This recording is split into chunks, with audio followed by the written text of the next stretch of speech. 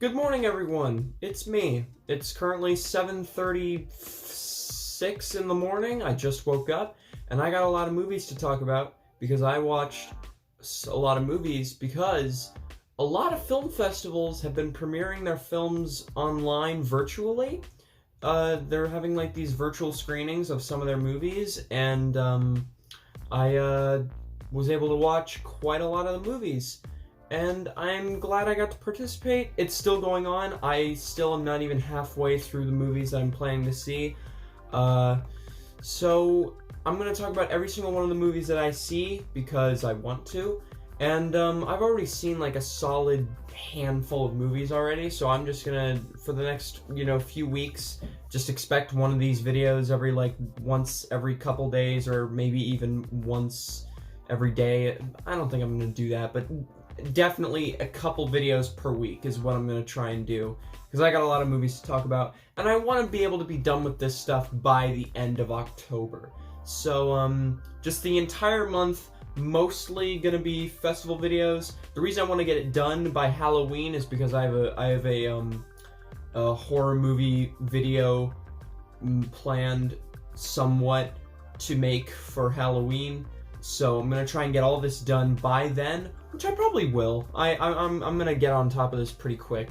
So yeah, I got a lot of movies to talk about, and I think we're just gonna get right into it. The first film I saw was Nomadland. The film was directed by Chloe Zhao, I believe is how you pronounce that name. She directed Easy Rider, which I have not seen. And she's even helming the upcoming Eternals film for Marvel, so got a bit of a track record at this point. The reason this movie intrigued me so much was because it was being given almost unanimous praise. It won the Golden Lion at Venice Film Festival.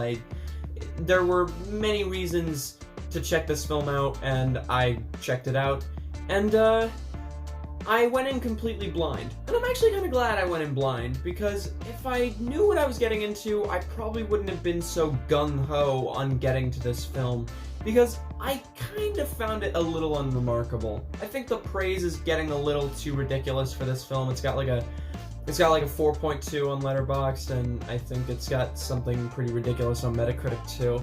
I enjoyed it. Let's just say I enjoyed it, but I'm not really wowed by it. The main performance by Frances McDormand was fantastic, as I expected. Her character was very likable and relatable. She brought so much life to this performance. She was definitely the best part of the film for me. What really dragged this film down was the pacing and story itself. This film is about a woman who basically decides to live off the grid, just completely cut herself off from society as a whole, and live in a van in the middle of nowhere. This is a very interesting concept on its own, but it never really expands on it. The film contains characters played by real nomads, and again, that's a very interesting choice, one that I appreciated, but it never went beyond core concept. It was just like, hey, these people really do live in vans, but you don't really do anything all that unique with their characters, so I can't really commend the choice that much if you aren't going to do anything all that unique with it. The first 20 minutes really had me invested. I'll be honest, I was really on board for the first 20 minutes in the intro, but then it just kind of dropped off over time, and by the halfway point I was kind of like, this isn't as great as it's ramped up to be. Even with all this considered, it's still kind of a cheesy film, and there are some moments where the music is pretty overbearing. The film was only an hour and 45 minutes long, and I was never really bored, but I felt like I could have been if the movie were longer. It was an enjoyable film. I wouldn't call this great, but if you want to check it out, be my guest. It's not the worst film I've seen all year. In fact, I enjoyed it fine, but I wouldn't call it a great film. Probably check it out when it comes out on December 4th. And yeah, I'll probably never see it again though. I'll give it a light 6. The next film I saw was On the Rocks, the brand new film by Sofia Coppola. If that name sounds familiar to you, you probably know her father, Francis Ford Coppola, who directed the Godfather movies and Apocalypse Now. Sofia Coppola has actually made a name for herself in cinema by now. She's directed 2 movies that people claim are masterpieces. Those movies are Lost in Translation and The Virgin Suicides. I have not seen them, however, so I cannot attest to the praise that they've gotten. I have seen some of her films. I saw The Beguiled, which was alright, not great, but, you know, enjoyable, it was fine. And I also saw The Bling Ring, which was... it was terrible. It was honestly terrible. On the Rocks is kind of in between. I didn't enjoy it as much as The Beguiled, but I didn't hate it as much as The Bling Ring. But it's a boring film.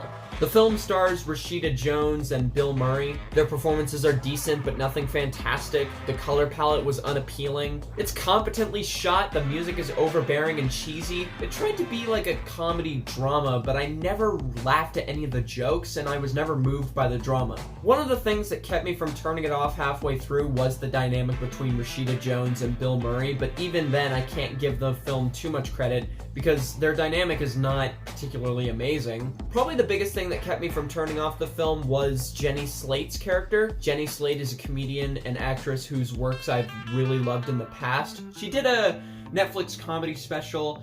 I can't remember the name off the top of my head. I really enjoyed it. I'm gonna show the poster right here. I think it's called Stage Fright, but I'm not entirely sure. Anyway, if you want something to check out from her, definitely check that out. That was pretty great. And her character in this movie was very entertaining to watch, and she added a lot to the scenes she was in. Sadly, she wasn't in the film nearly enough. She was not in enough scenes. She wasn't able to salvage how boring this film was. I don't blame her, of course. I don't really blame anyone. It's just not a very good movie. Much like Nomadland, if it went deeper into the characters, then I probably would have enjoyed it a little more. But even then, filmmaking-wise, this movie isn't anything unique. Especially considering that I didn't really care about anything that was going on. It's not the worst film I've seen all year, and it's not the worst film that I saw out of these festival movies, but it's one of the most boring ones. And, check it out if you want. Even fans of Sofia Coppola, I don't think will enjoy this film that much. It's just not a great film. I guess I give it a light 5. Yeah, I don't have much to say. It wasn't very good, so, you know, take that how you will. That's gonna be it for now. I just wanted to get a couple out of the way, let you guys know what's going on. I'm gonna be seeing a lot of movies. I'm not gonna go over them. I'm not gonna go over what the movies are in this video. That'll just be pointless. You guys will see as I go along. So, yeah, thank you very much for tuning in. I hope you enjoyed this, and be on the lookout for many of these videos over the next month. So, yeah, thank you very much. Have a great day. I'm gonna go eat some breakfast. I'm Cynic the Critic, and I'm going offline for now.